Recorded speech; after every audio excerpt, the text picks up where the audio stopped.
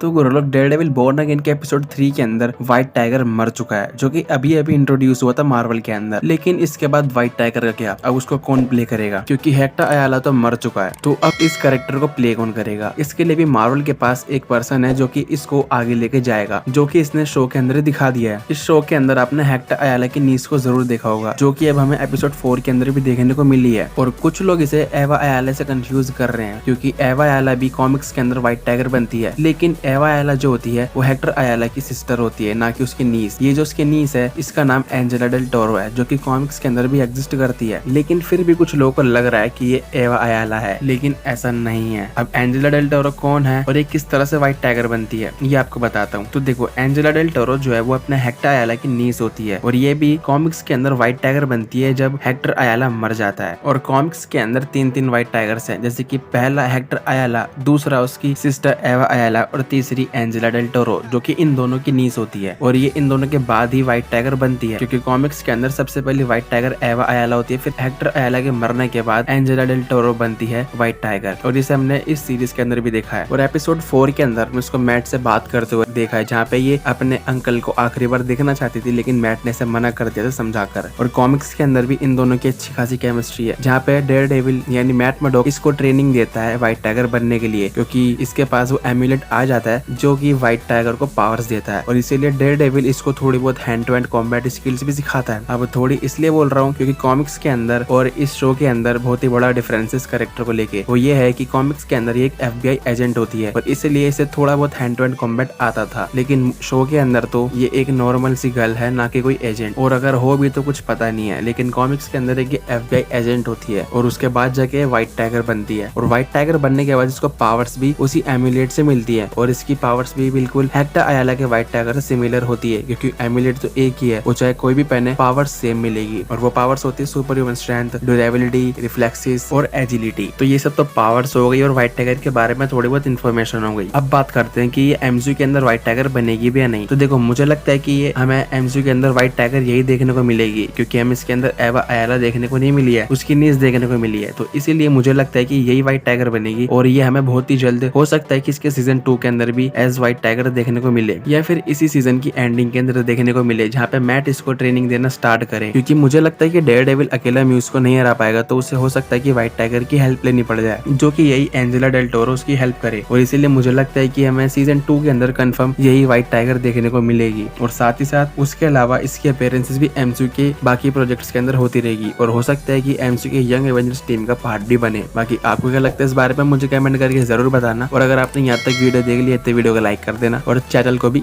Subscribe कर देना। मैं मिलता हूँ आपसे अगली वीडियो में, तब तक के लिए बाय बाय।